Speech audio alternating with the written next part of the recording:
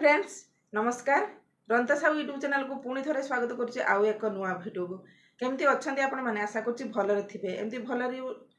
भल रुहतु सुस्थ रुहतु सबल रुहतु आपण मानक माने भगवान पाखे प्रार्थना करुच्चे आपण मान परिवार आपण सब खुशी रुहतु आमको भी भल पाइबा आमको भी उत्साह करंतु आमको जमती आपण मानक पई रिक्वेस्ट वीडियो कमेंट वीडियो नहीं करी आसबार लगी एतिक रिक्वेस्ट करुच्चे आपण माने जहाँ भी करूछंती जहाँ भी यूट्यूब देखछंती तो फास्ट टू लास्ट पर्यंत देखंतु स्किप कले किछि देखि माने बुझी परिबेनी देखि परिबेनी भलसे तापरे पुणी कमेंट रिप्लाई करिवे तो भलसे बुझंतु लगांतु ट्राई करंतु तापरे कमेंट करंतु तो आपण माने बारंबार सही कथा कुहा होछि पुणी सही कथा को रिपीट करछंती कमेंट करछंती तो भलसे फास्ट टू लास्ट पर्यंत देखंतु तापरे भलसे बुझंतु तापरे मेजरमेंट नेकी अप्लाई मध्ये फेस रे करंतु बा जोडी जहा करंतु तो चलतु आज भिडियो स्टार्ट करवा आज रेमेडी मु बहुत सुंदर रेमेडी नहीं करी आसी तो आपण मानक बहुत सुंदर लगे बहुत भल लगे आशा करछि तो चलतु भिडियो स्टार्ट करवा तो बहुत जनकर कमेंट थिला आमे जो सकाळू गाधे की जाउछु तापरे आमे केमिति क्लीन करिवु फेस को तो बा राति रे आमे आसी साला परे केमिति फेस को क्लीन करिवु तो बहुत प्रकार तो माने रेमेडी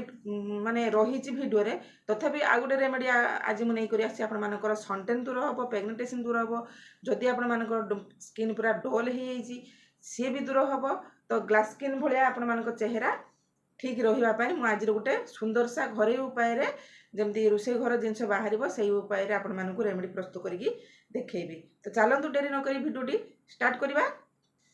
तो प्रथम तो मुझे नहीं गोटे खाली बाउल नहीं प्रथम आम कौन करवा ना फेस को क्लीन करवा जोटिक भी जाऊँ मुझे बारंबार कहूँ बाहर को जाऊँ कि ऑफिस स्कूल कॉलेज जोटिक भी जाऊँ आपण मैंने आसिक घर घर पहुँचला आप फेस को सब क्लीन रखु फेस वाश करूँ बा होम रेमेडी करूँ बा साबुन लगातु कि फेस वाश जहाँ भी लगाउछंती बा गुलाब जल भी आपण मैंने फेस वाश करेंगे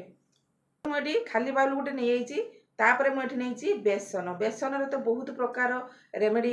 अच्छी तथापि आम बेसन को सब फेस लगे आमर किसी क्षति हेनी आ सब आम फेस को पूरा क्लीजिंग कर फेस पूरा ड्राइनेस दूर कर फेस पूरा माने सॉफ्ट रखिब आ गोरा कर तो सब बेसन को सब रेमेडी यूज करूँ तो मुझे नहीं गली देखूँ बेसन नवा ये किसी मिल्क पाउडर आपण मैंने जानी मिल्क पाउडर कौन जदि आपण मानक मिल्क पाउडर नाही बा जदि मिल्क पाउडर आपण माने भाबुचंदी कौन बिली तो आमे सेटा कहि दोछु तो मिल्क पाउडर हैला अमूल पाउडर बा जदि आपण माने अमूल पाउडर की मिल्क पाउडर नाही आ बदल आपण माने कंचा क्षीर नहीं पारिबे तो ये बेसन आउ मिल्क पाउडर मु भल भाव में मिसे देली मिल्क पाउडर आम जी माने खाइबा पई जमती क्षीरटा आम देह को सुस्थ रखे देहकार हितकारक तो सेमती आम फेस सेमती भल तो ये बहुत सुंदर आम फेस को पूरा ग्लास स्किन भाया करदेव चकचक कर गोरा कर तो मिल्क पाउडर ऐड करेंगे जदि नहीं तो क्षीर कंचा क्षीर ऐड करेंगे तापर मुझे नौ गोलाप जल जदि आपण मान पाखे गोलाप जल नाही आपण माने कौन करबा ना दही थी होममेड दही थी से नहीं जिवे तो क्वांटिटी कम बेसी करिकी देखिए फेस अनुजाई ने तो मुझे गोलाप जल आउ मिल्क पाउडर आउ थे कही रखुच्छी बेसन रे भलिकी देखु मिक्स करदेली एठी जदि आपण माने कहली जमती कहली गोलाप जल बदल आपण माने नहीं पारिबे दही तो ये देखो भल भाव में मिक्स हो गला तापर आमे फेस एप्लाई करिया मु फेस को पोछि देछि आगुरु तो भिडियोटी आपड़ी भल लगी था निहाती भाव लाइक करेंगे शेयर करेंगे कमेंट करेंगे चैनल यदि नुआ अच्छा सब्सक्राइब करने तो मोटे भी भूलें ना जिते भी नुआ नुआ भिड पकड़ नोटिफिकेशन आपको पहुँची तापर आम ये भल भाव में मिक्स करदे मिक्स कर सारापर आम आपको फेस रे लगेगा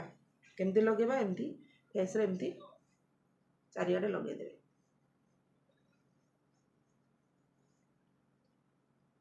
लगे सारिक आपण मैंने आपको 2 ରୁ 3 मिनट रखिए बेस मिनट रखिए ना तापर आम यहाँ कौन करवा स्क्रबिंग टाइप करवा फेस पैक टाइप करूने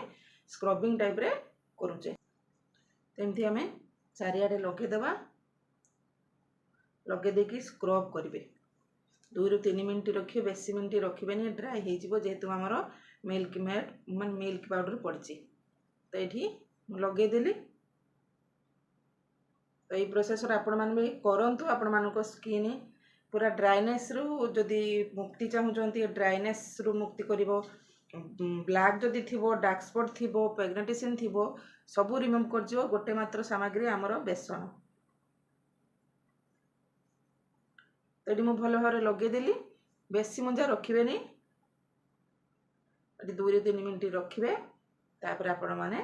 आको स्क्रब करके काढ़ी देबे। तो देखंतु मु जत्ती बनैथिली सेतिकी यूज कर देली। तो बर्तमान ये 2 ରୁ 3 मिनट हेगलानी आमे बर्तमान स्क्रबिंग करिया बेसी सुखिया पई देबेनी एतिकी सुखिबा पई देबे तापर आमे कोन करिया ये देखुथुए मिल्क पाउडर जेहेतु पड़ी केते सुंदर बहलिया बहलिया केते सुंदर देखा होची फेस्टी। तो तापर आमे आकु स्क्रबिंग करिबा एमती एमती टिके उदा हाथ कर देकी एमती स्क्रबिंग करके आमे फेस को पैक गुडा को रिमूव कर दबा। स्क्रबिंग सब बळे हल्का हाथ आपण माने स्क्रबिंग करिए जो मानकर पिंपल्स प्रॉब्लम थिबो तो निहाती स्क्रबिंग टा टिके एवॉइड करिवे काहे ना स्क्रबिंग कला माने पिंपल्स प्रॉब्लम रो अधिक मात्रा रो बढ़ी जीवो। स्क्रबिंग टा टिके हल्का करिवे। तो ये देखंतु भलो भाव मो फेस रे केमती स्क्रबिंग करछि।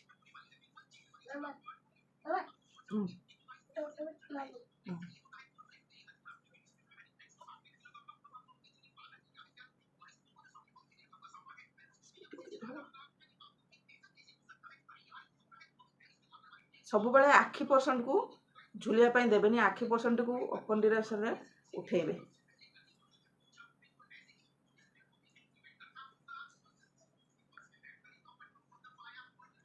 तो बर्तमान मोर एठी स्क्रबिंग हे गला। तो मु बर्तमान फेस को नॉर्मल पानी रे धुई आसीबी तापर मु देखु जे रिजल्ट आपन माने केमती देखा होची।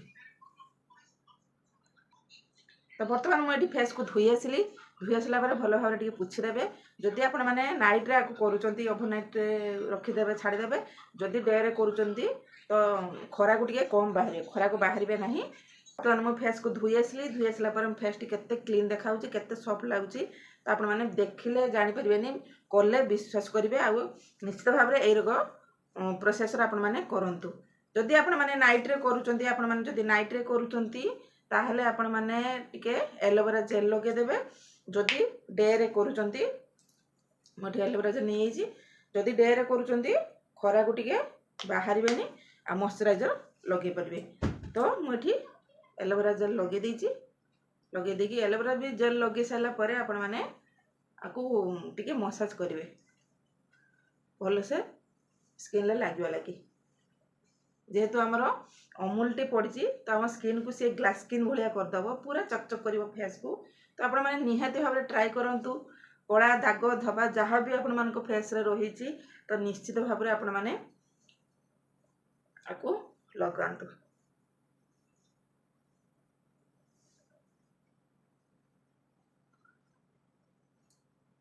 तो बस आमर एतिक हो गला आउ किछि दरकार हेनी।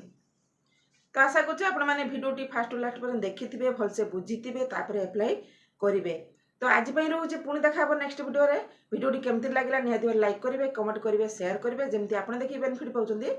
आपण मान सांगसाथी रिलेटिव सांगर भी शेयर करूँ। तो रोचे धन्यवाद नमस्कार पुणी देखा नेक्स्ट वीडियो रे।